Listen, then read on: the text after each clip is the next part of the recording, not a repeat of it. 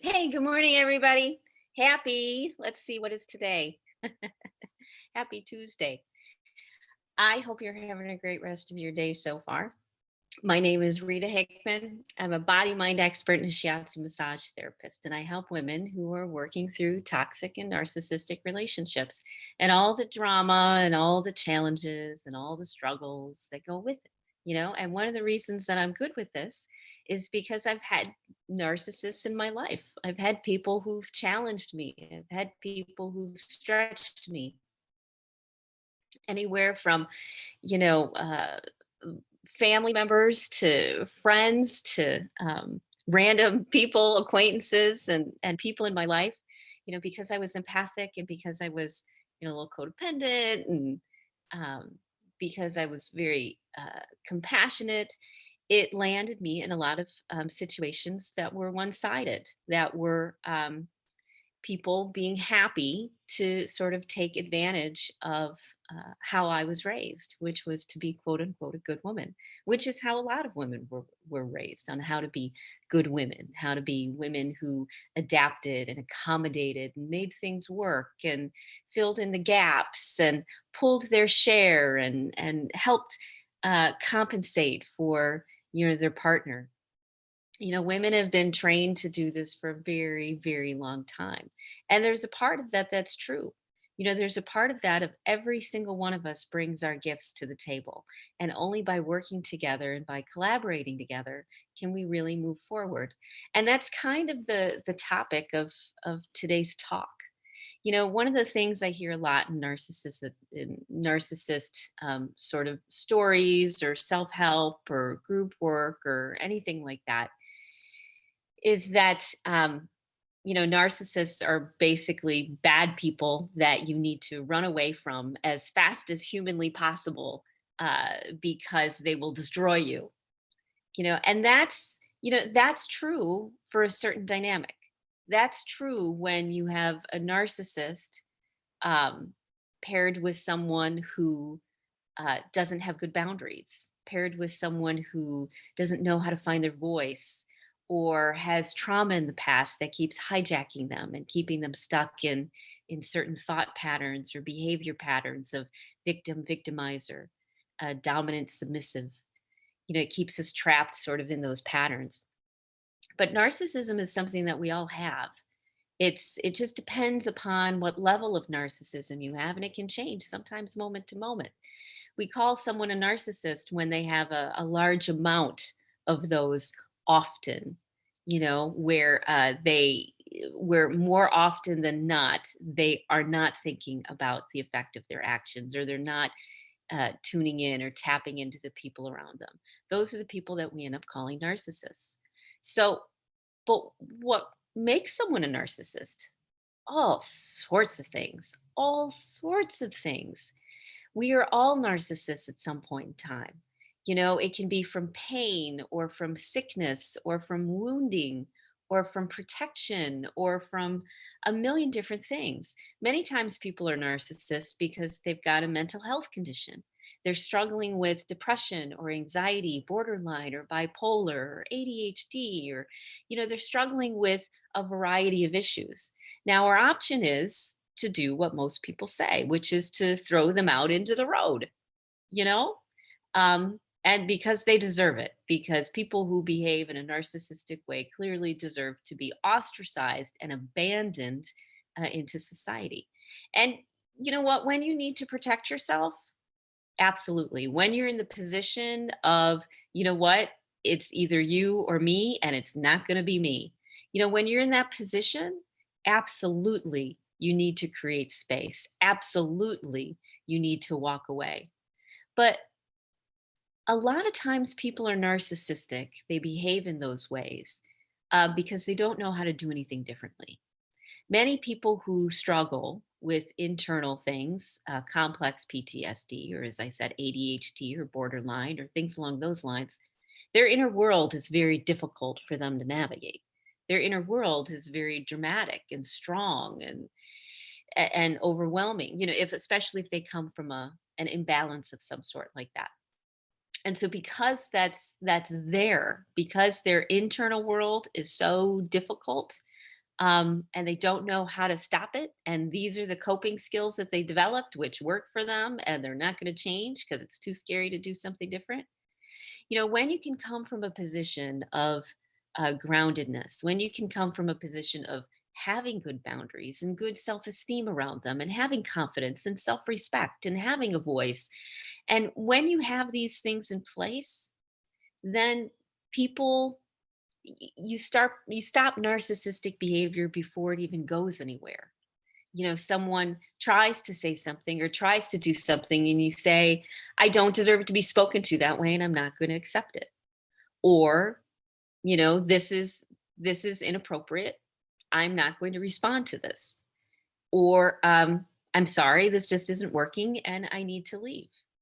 You start to course correct. You start to stand up for yourself. You start to notice when things will be going down a wrong pathway, and you're able to check yourself and check the other person and be like, okay, no, this is the direction we're going. This is the path we're taking.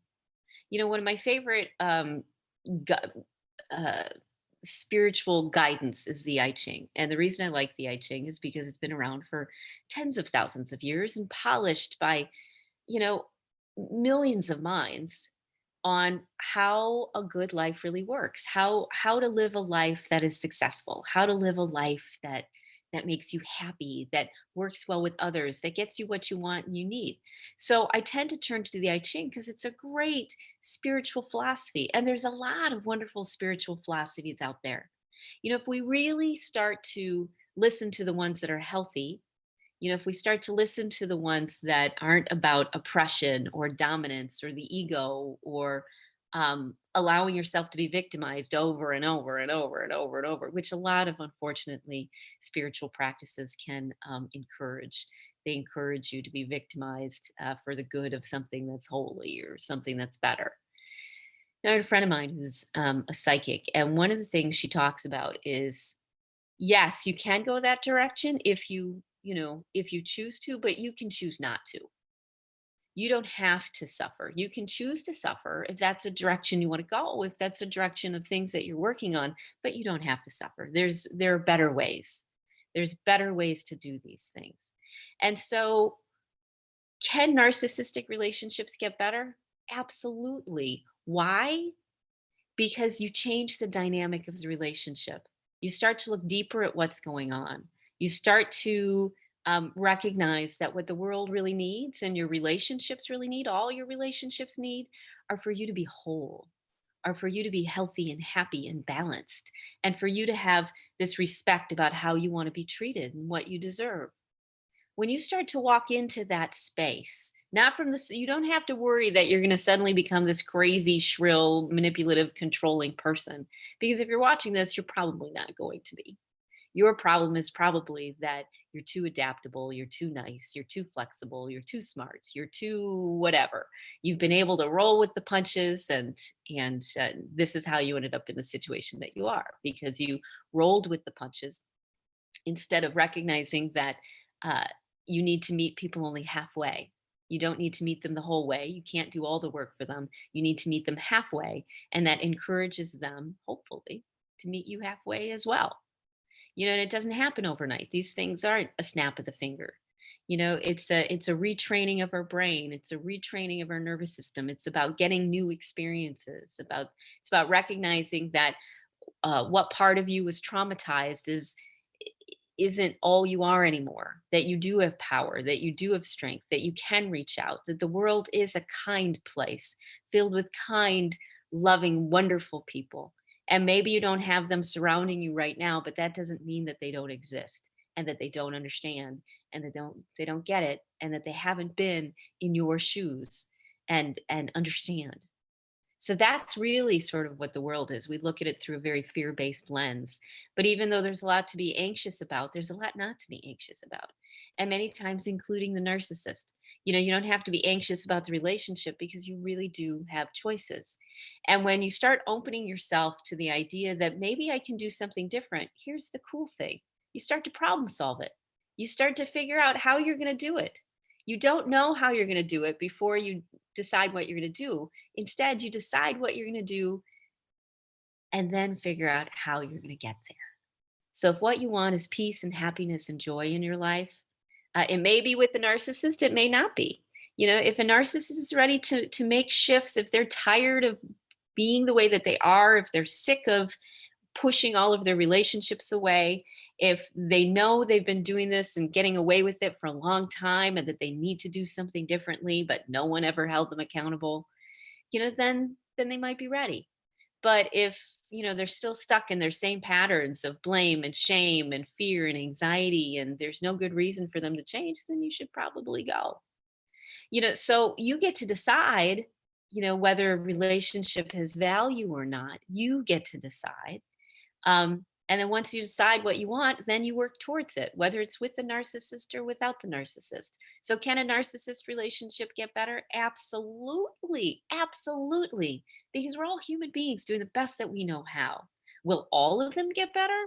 Not necessarily, because it takes more than two people even to make these changes. It takes a community and other family members and support, and I mean, there's a whole tribal piece to this where it takes a village to raise a child. It takes a village to raise all of us. We all have a lot going on.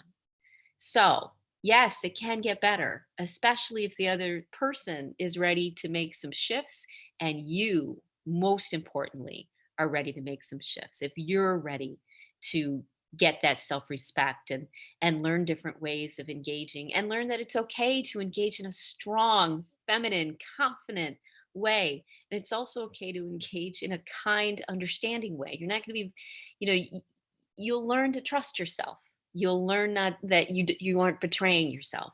You'll learn that you will protect yourself. Okay? And that when you get to that point, yes, narcissist relationships can change for the better. Okay? So, I hope you have a great rest of your day. If you're stuck, either because you're ready to leave or because you're ready to stay, if you're tired of feeling ripped apart, if you're tired of walking on eggshells and your stomach in knots, if you're tired of the headaches and the dizziness and the fact that you feel like you're 100 years old, if you're tired of those things, reach out because there are tools, there's support. We can help you through this, and it's okay. Okay? So reach out and share this with people if you feel that they need to hear this message. I hope you have a great day, and I will talk to you later. Bye.